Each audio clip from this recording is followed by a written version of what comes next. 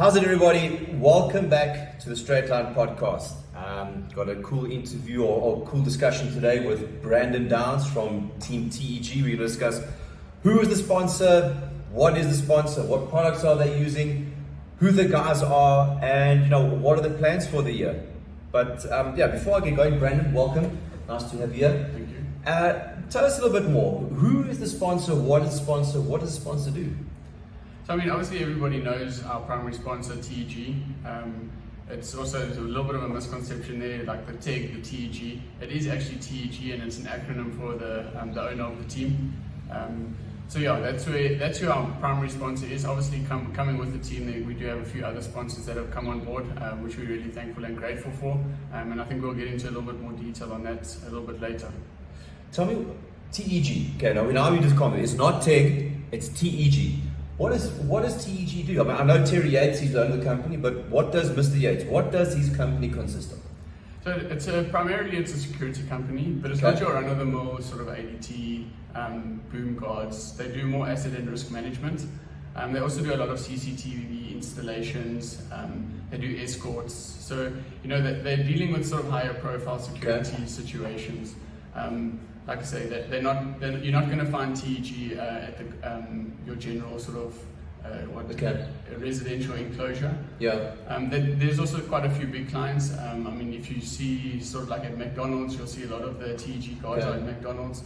So property security, like I say, asset and risk management, bigger portfolios on that front. Okay. Are they involved in those blue light brigades that we see on the highway that pull everybody over? No, not there. Okay, nothing like not that. Not going to find them there, no. Okay. And then tell me, what bikes are you guys on this year? So we're going to be on Factor again this year. Okay, so the same as Israel Premier TEG, same brand? Yeah, same brand as them. And we're actually going to be moving across to the same bikes as they are on for this year. So it's the new, the Ostro, not the gravel bike yet. The Ostro VAM. So those are going to be our road bikes for this year. We need to just start moving with the industry. We've been on rim brakes for a while. The whole industry's moved to disc brakes, so we also need to be going to that. Well, as far as I know, all newly manufactured bikes, it's now an industry standard. There are no more rim brakes bikes manufactured. It's all disc brake manufactured bikes. Yeah, you might find one or two here or there, but for the vast majority, everything has gone to the discs. And it becomes quite difficult with international tours and racing overseas.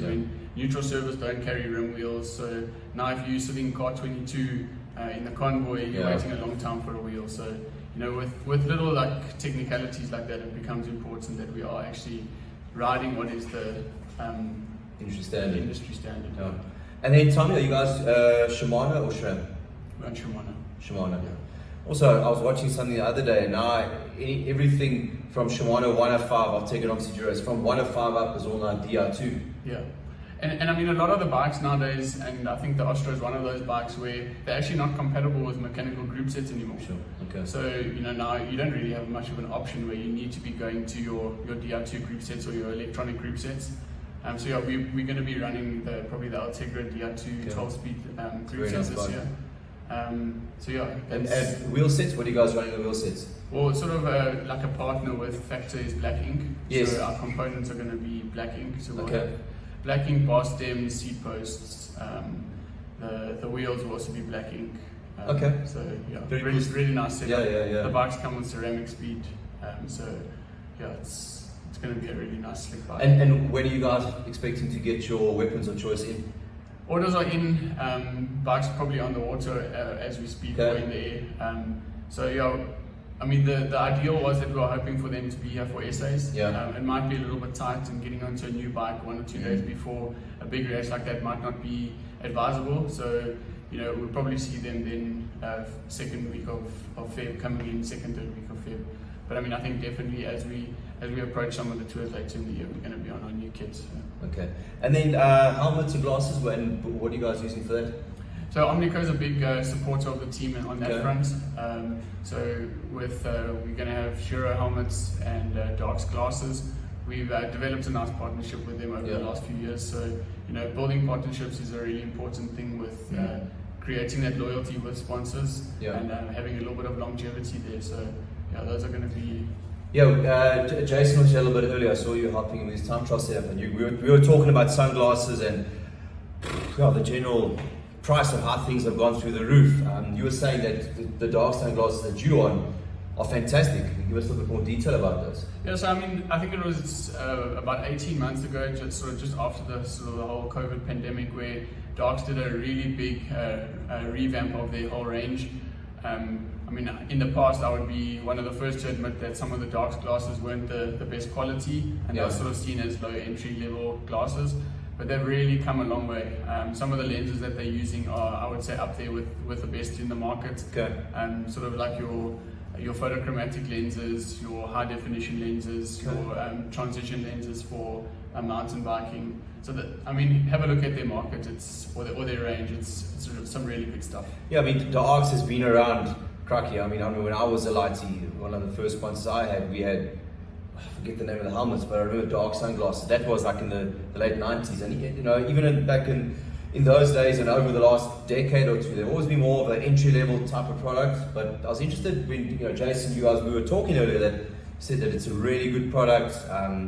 Pricing is up there with some of the best products out there. So yeah, I think from a pricing perspective, they're actually really competitive. Yeah, you know, they really have stepped up their game. I mean, they've done a full rebranding of the brand as well, which I think also really helps. Yeah, you know, they're making good inroads into the market. Yeah, it's good because, like I say, some of the products that are out there, you're looking at, you know, 2.5 times the price of what you're going to pay for a Arcs product, which is already, it's not $500 for a pair of glasses. So it's nice that they step up the game a little bit. No, definitely. And I mean, I think in the industry at the moment, you know, like, or even just the way the whole economy is going, people are a little bit more crunched at the moment. Yeah, of course. So being able to get like a really good product at a slightly better price also really helps that whole situation. Yeah, but you're talking now about, and it's well known in the cycling industry. It's not cheap anymore. It's you can go into some of the bigger bicycle shops, and there you can buy 250,000 rand, anywhere between a 200 and a 300,000 rand bicycle, and you can finance the bike, and the insurance is out there. I mean, it's to get a high-end bike is a flipping lot of money these days. Yeah, no, absolutely. You can go. Yeah, I mean, how long is a piece of string? I guess in terms of the market. And I've had a few conversations with people where it's almost like become a little bit crazy, where you can buy a motorbike for the same price as a bicycle. Yeah. There's a lot more tech and a lot more electronics happening on that motorbike than there is on any bicycle that you're ever going to have. I mean, it's got a motor, for example. But yeah, I mean, I think it all is driven by the consumer. Yeah. But at the same time, I think that bubble has to burst at some point, where prices are going to come down. And I think Specialized is generally like quite a good indicator of that, where there has actually been a slight shift in their pricing in the last sort of 6 months.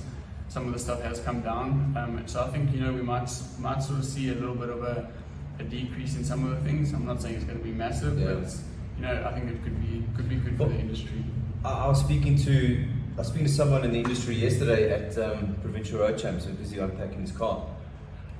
He was telling me that he sold a very high-end Italian branded bike last week or 2 weeks ago. They're saying the sale of the bike came to 420,000 rand, and you know, they were squabbling about it. That doesn't include a power meter, but you know, the power meter was like 25,000 rand. I mean, in anyone's language, 25,000 rand for a power meter, that's a lot of money. But eventually the guy was like, well, just, you know, throw it in, because the bike costs 400,000 rand.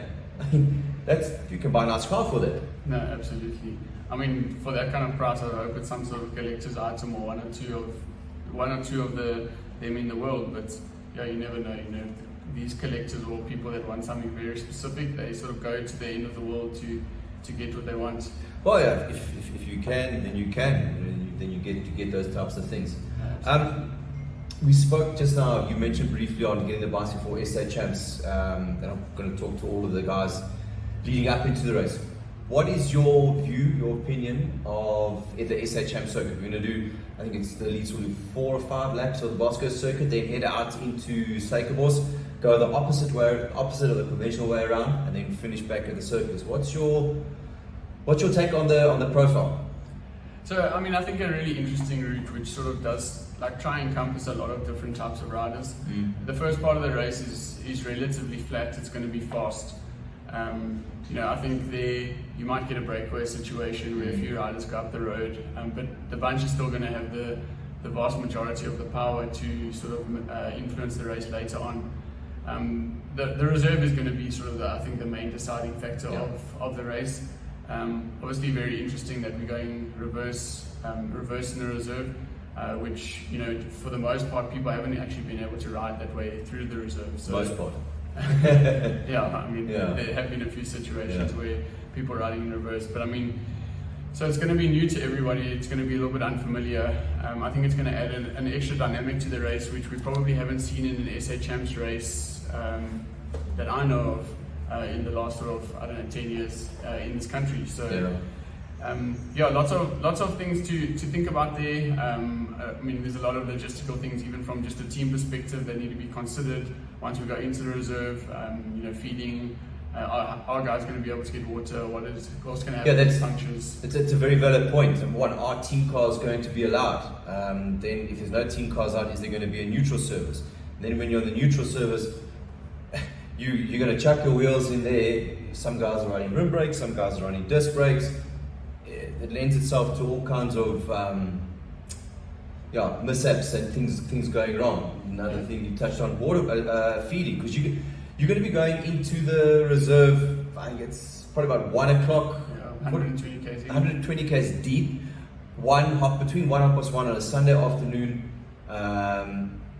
Feeding guys, the guys are needing some kind of hydration. So from the teams, at least, if the team car is not allowed to follow, I would imagine then that teams are then going to have to resort to this type of strategy, that you have to send your Soniers into the reserve, crack of dawn, set up a station where you can feed, and literally have to wait the whole day until your riders come past.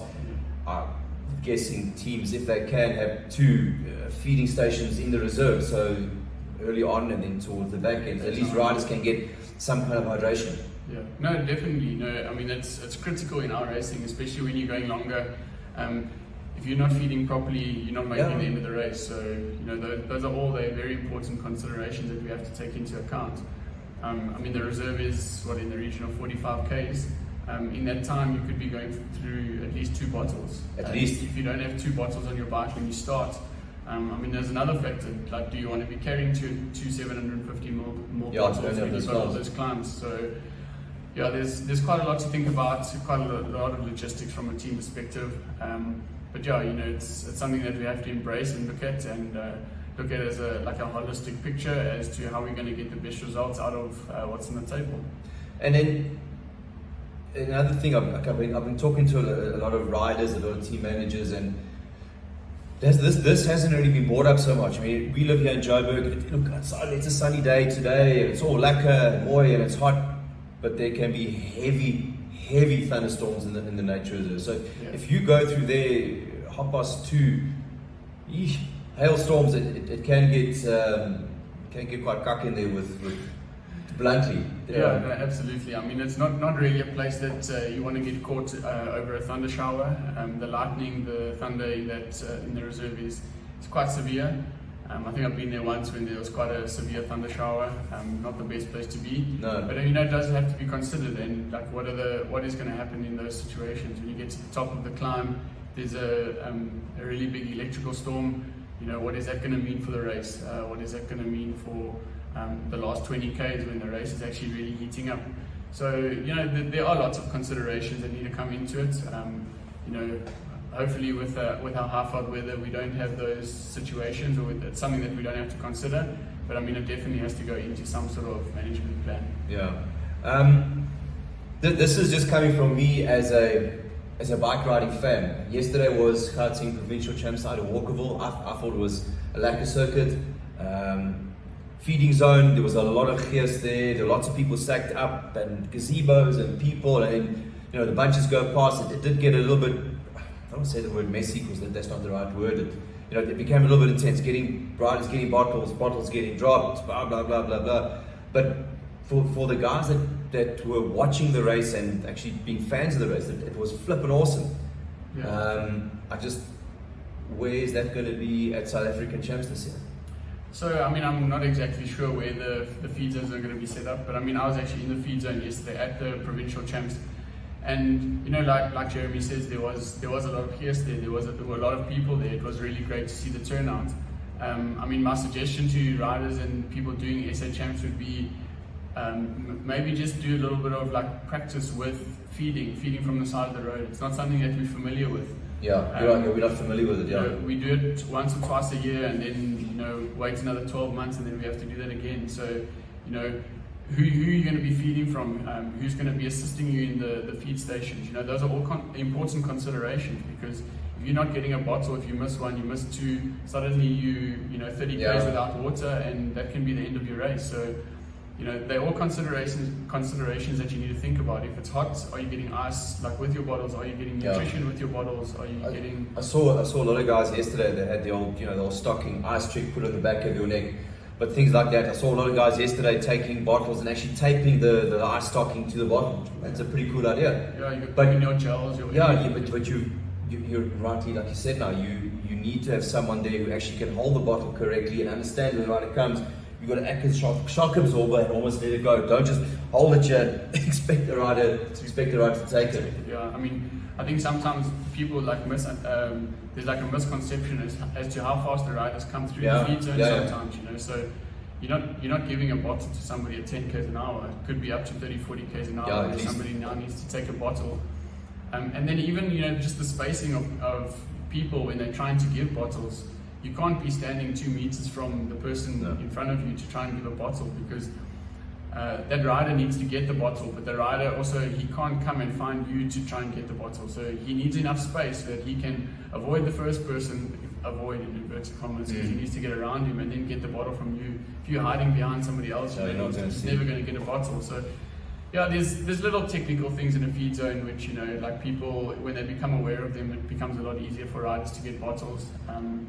But it is always a nice environment, there's lots of atmosphere. I think most of the people that are watching this, and most of the people that live up in Joburg, will remember the SA Champs in Pretoria 2019. That was one of the best bicycle races I've ever been at across the world. I mean, when I was racing, I was fortunate enough to race all over the world, and the big races in Europe. I mean, there's a poster there with when Daryl won the race. That day was absolutely incredible, and that's the type of thing that South African champs, I think, should be synonymous with. Yeah, and the racing is up here. The SA Champs is in Johannesburg, the Gauteng area. There's a lot of people here that want to come and watch the race and support the race and get in the mix and make something big of it. Just hope on race day we'll be able to have a spectacle that's worth remembering. No, absolutely. Okay, now we touched on races and sponsors and that. Let's get down to the nitty gritty here. TEG Pro Cycling for 2024. Let's get on to the riders. Before we get into that, my take is, with the guys you got lined up, I predict you guys have got a very good team for the local races. You've got guys like Emil van Niekerk and Blaine Kick that are fast, strong guys that whenever there's a bunch sprint, they're either going to win it or they're going to be up in the podium. And given the nature of a lot of the racing up here in Johannesburg, a lot of the time comes down to either small group sprint, a big group sprint. Not many races are won by riders going solo. Tell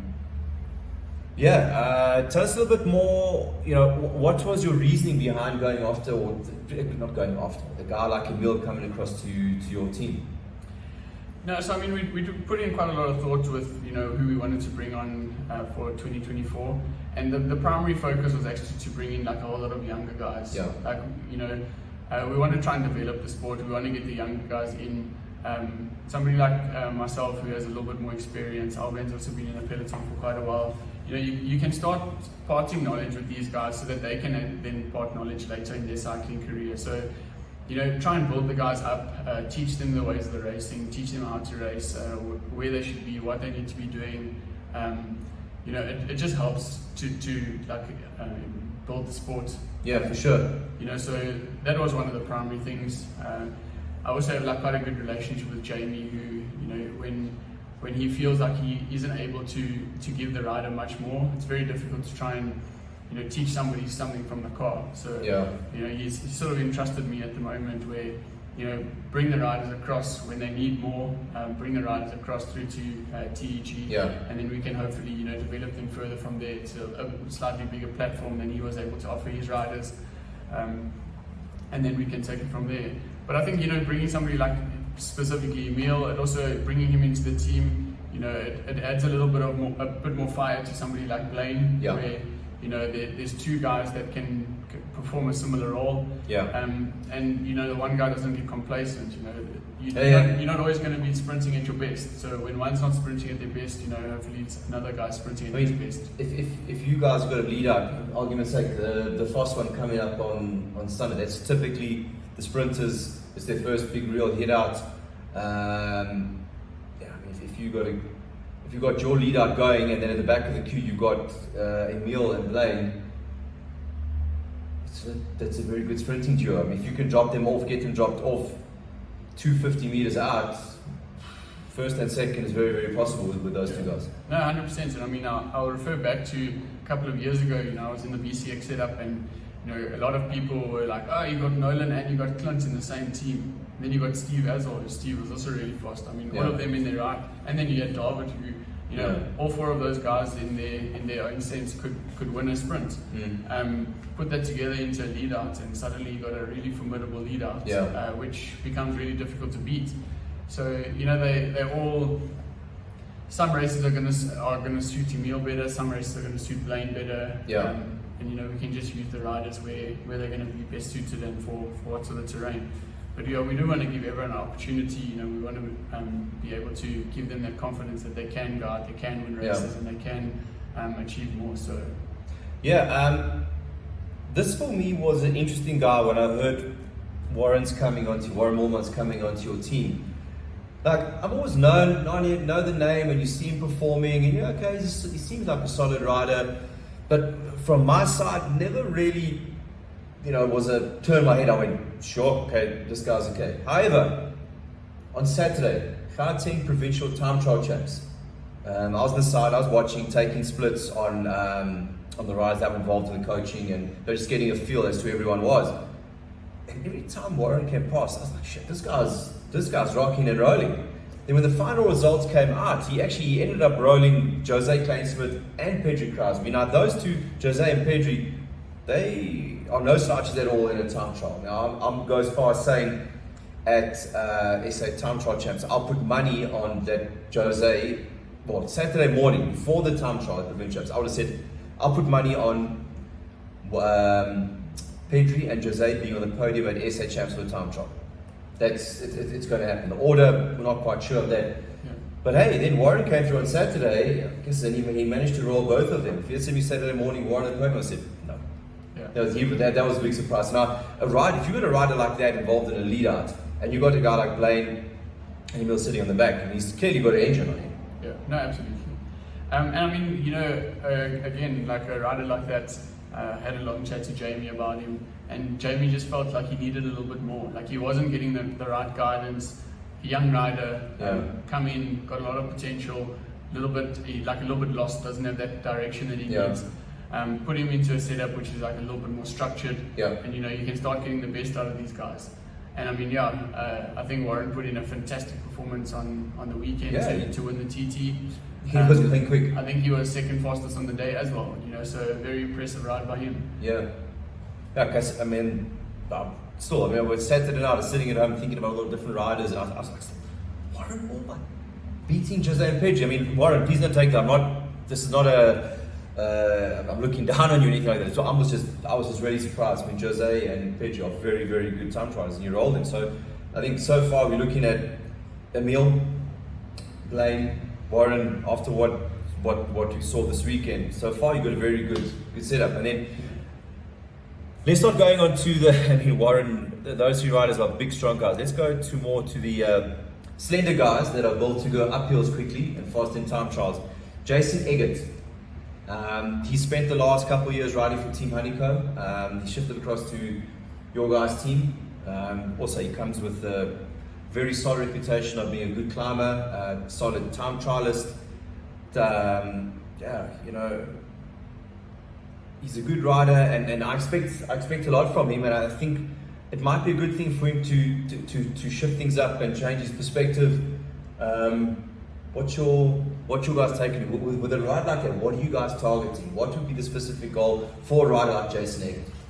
Yeah, so I mean, he brings in like quite a lot of depth. You know, he's a rider that can perform in tours. He's a rider that can do quite a big role in your one-day races. Yeah. I mean, he's not likely to be up there and winning bunch sprints or anything like that, and we don't want him there for that reason either. So, sorry, Jason, but don't take this as an insult. You are not a sprinter. You can ride a time trial and you have mountain very quickly, but sprinting, not really your forte. Yeah, so you know, he adds a lot of value from other aspects of the race. You know, he can influence the race. He can ride a breakaway for a long time. Yeah. He can be in the mix for tours. He's got that depth where he can ride multi-days back to back. Yes. You know, he can become a really pivotal role in like as a support rider in tours for myself, for example. But at the same time, you know, if we're working closely together, he can also have that opportunity to start looking at winning tours and taking those tours on. If you've got two guys really close in GC in a tour, you know, you have a really big advantage. Yeah. You can play different cards. Yeah. Suddenly, you know, the guy that's in second or third on GC is a big threat. Yeah. If the time is not that big between your top 5 in the GC now, and you've got 2 riders in there, you know, he becomes like quite a big threat. So I think Jason has got a lot of potential. Yeah. You know, I am trying to sort of guide him a little bit, even like with his time trialing. Jeremy mentioned he was here this morning. We're helping him with his setup because the boy can go fast. Yeah. Well, I'm going to say probably one of the fastest climbers in South Africa. Definitely. I mean, he's got an engine when the road goes up like this. There's not many guys that can stay with him. Yeah. He's very, very strong on the climbs. Yeah, no, absolutely. I mean, he's tall. He's got long levers, and he's got good power. So. Well, I remember at the East Side Crits, the last race that we had, where we finished on the top of the drag. I mean, it was you and Jason actually managed to humble the sprinters on that course. The 2 of you rode away, and that actually was the last time that the race did not finish in a sprint, and that any riders managed to get away. You guys got away halfway through the race. You started racking up points. You guys rode the bunch away that day. Yeah. So that in itself, it says a lot. Both of you, strong time trialers, give you a gap. You're gonna battle the closer. Yeah, no, absolutely. You know, and like I said earlier, he can ride a breakaway for a long time. He can put guys under a lot of pressure. Sure. You have somebody like that up the road, and you know, suddenly, the rest of the team can sit back to some degree and watch what's going to happen. If it comes back, we've got Emil, we've got Blaine, we've got faster guys. They can finish the job off. But you know, it's just another card that you can play, and just to change the dynamics and the tactics of the team. Yeah. Then let's go on to another rider, Alwyn Steenkamp. He's been in the team, I'm going to go far as from day one, or very early on. He has been. I think he's been in the team since 2019. Or 2020. I think it was a year after the team started. He came onto the team, so he has been in the team for quite a while. Yeah. What role would you kind of box Alwyn in the team? What is his main objective in the team? So I mean, a lot of people ask that sort of question. Alwyn is a very selfless rider. He'll go out there, he'll do anything for anyone in the team. He's really good at riding a breakaway. He likes getting up the road, he likes putting the race under pressure. I think he was one of the chief instigators yesterday where the race actually split. You take 4 or 5Ks into the race and suddenly a 20-man group rode away. But you know, you can't underestimate him because he can also be quite quick in the sprint. You don't always see him in that situation, but if he rides away in a breakaway, he's in a smaller group, he's more than likely going to be one of the fastest guys there. And he's proved that in the past, you know, where he's got some podium results as a result of that from some of our classics. But I mean, like I say, he's a really selfless rider. He'll ride on the front, he'll bring things back, he will make the racing hard, he'll attack where he needs to attack. He loves riding his bike. He's going to do it for as long as he can. And he's just really a great guy. So, you know, having somebody like that in the team is like really good for the younger guys. And the little bits I've seen of him, he seems like a bit of a grapjas or a grap in the team. He's always got a smart ass joke. I always joke with the guy. He's quite sharp. No, absolutely. He really is sharp.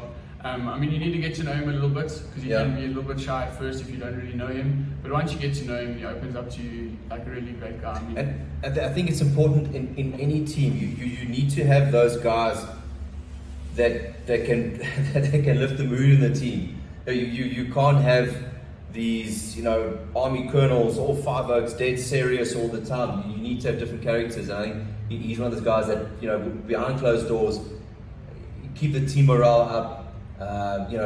Be a bit of a joker. But it's one thing being a joker and not being able to deliver. It's another thing when you are a joker in the team and you are able to deliver. Yeah. I think he from what you say and from the bits that I've seen, he seems to tick those boxes. No, absolutely. And I mean, that's also it's a reason why he's still in the team, because he does add a lot of value. And I think for as long as the team is going, he's going to be like quite an important player in the team. Like I say, if it's a small group and he's away with one other teammate, he can play a really critical role in the lead out. And like I say, he's not slow. If it's a smaller group and you've got GC riders there, he's able to perform a role of riding a breakaway for a long time. So, he's a very versatile rider. I wouldn't say excels excessively in one specific field, but he can tick a lot of boxes and he can provide on a lot of different levels. So, really useful rider to have in the team. And then, this is going to be difficult for you, but we come on to you. You are the team captain, the team leader for the team. How many times have you won the Tour de Cap? Twice. You won the Tour de Cap twice. And then how many times have you won provincial time trial champs or been on the podium of provincial time trial champs in the last 6 years? 4 times. 4 times. And SA time trial champs? Twice. Okay. It's a pity that you had your injury and you had a knee operation. I think this year would have been a very good circuit for you, and it's in your backyard out here in the south of Joburg. Tell us a little bit more. You had an operation a few months ago. How did they come about? What happened? Yeah, so I was out training on a training ride in the afternoon, and I was sort of going past a shopping mall, and a lady pulled out in front of me at the last minute. To me, what appeared to be somebody that had actually seen me coming down the road, and like I say, not sure if she was on her phone or something, but like very last minute pulled out, tried to swerve and sort of didn't quite get around the front of the car properly, and my knee hit the front headlight, and the plastic shade of the headlight actually cut my quad muscle quite severely. So I had to go into the ER. They basically stitched me up briefly, and then I had to go in for an operation the next day. They had to suture my quad muscle back together in sort of the inner and the outer aspect of my quad. And then it's been a tough December, to say the least. I wasn't on the bike at all in December. The accident happened very early, and I've only actually been on the bike for now 2 weeks since the injury. But the fact that I'm back on the bike in such a short time is also like a blessing for me. I was expecting to be in a brace for 2 to 3 months, and the fact that I was able to get rid of the brace at 5 weeks was probably the best news of my life. Yeah, I can imagine. So I mean the recovery has gone really well, but I have also been working really hard, behind closed doors. Sometimes people only see a little bit of the iceberg, but I've been at physio, I've been at bio every single day for the last 2 weeks, hour and a half a day. Actually from this interview I'm going straight there, and that's going to be the next hour and a half of my day. So I have been working really hard. I still don't have proper range of motion. People have probably seen me walking around and I've got a little bit of a limp. Yeah, that's the first thing. I know that you've had the operation. When you got out of the car and you walked here, you still weren't 100% yet. Yeah. And I mean, obviously, like in terms of performance, it is going to be a little bit of time before I can get back to full fitness. There's certain things that need to be addressed in training for you to get back to those levels. So that also doesn't just happen overnight. So I'm aware of the process, but I'm going to just work with it and keep working hard to get back to a level where I'm going to be happy with. And then at this weekend's provincial time trial champs, that was your first race in quite a while.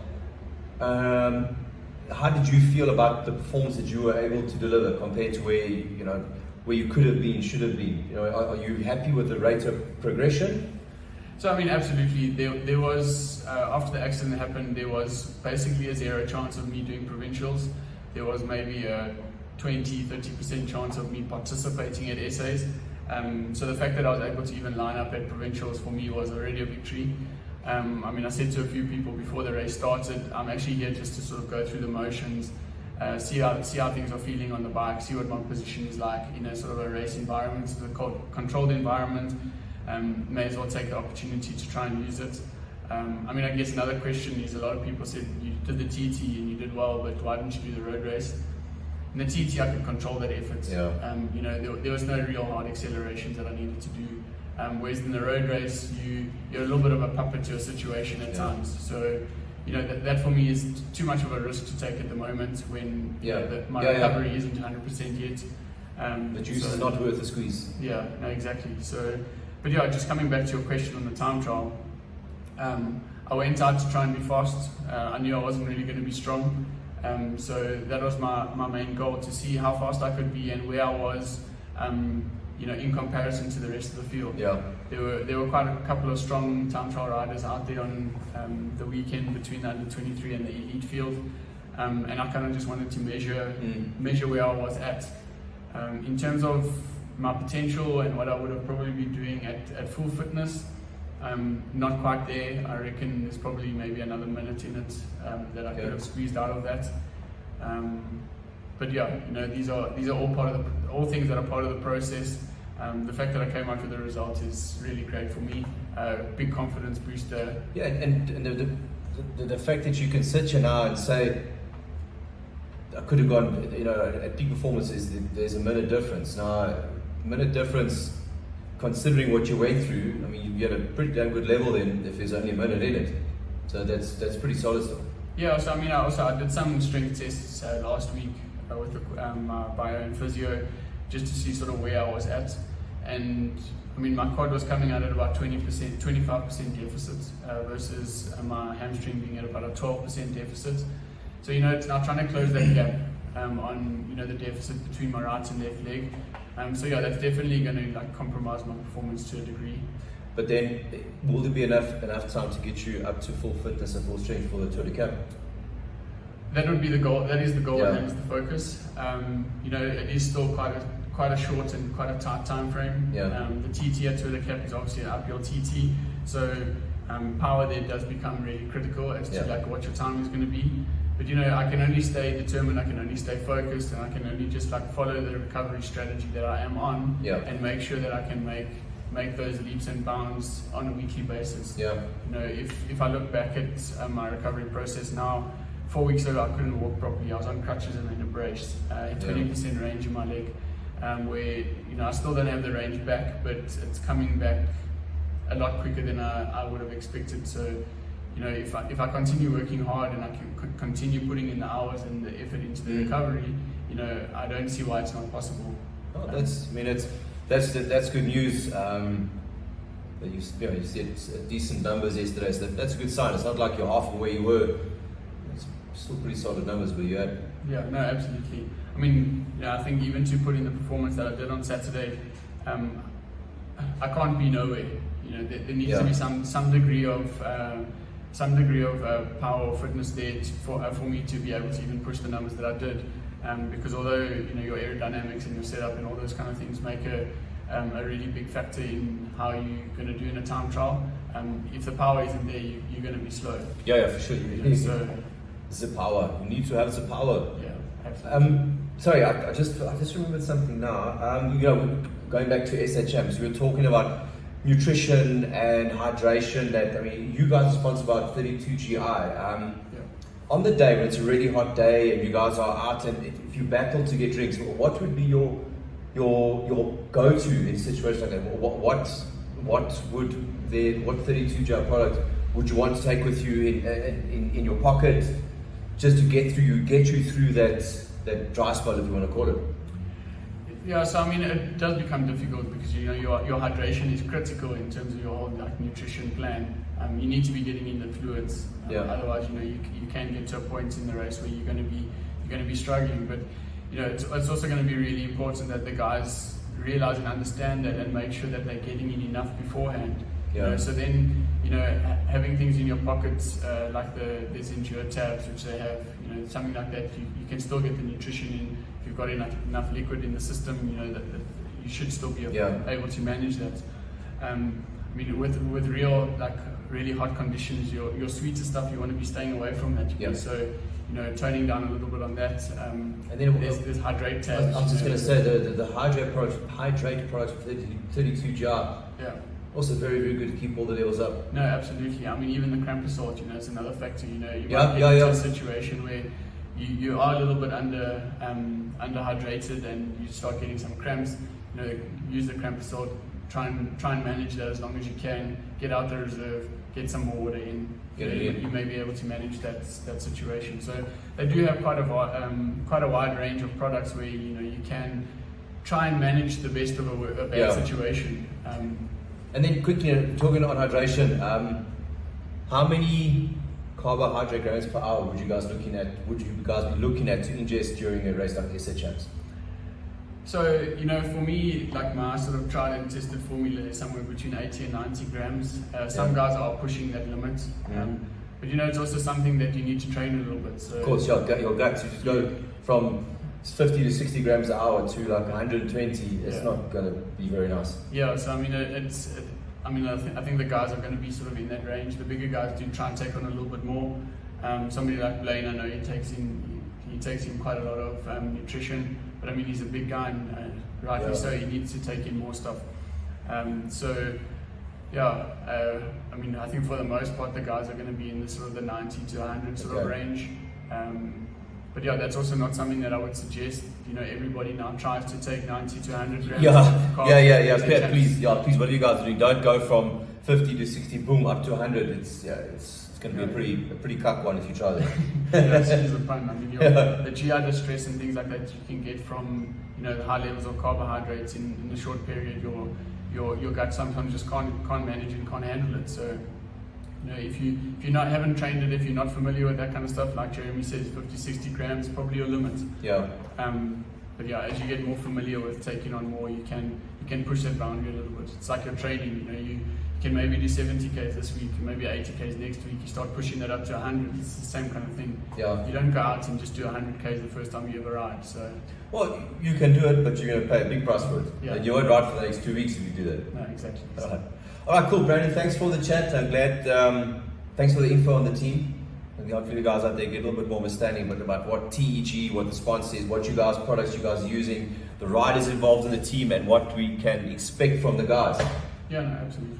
And thanks very much for having me here. Cool. Thanks, Alex. All right. This weekend coming up is the fast one out in Midval. Hopefully, we can put something together for that race. Keep you guys in the loop. Anyway, catch you guys later. Ciao. Bye.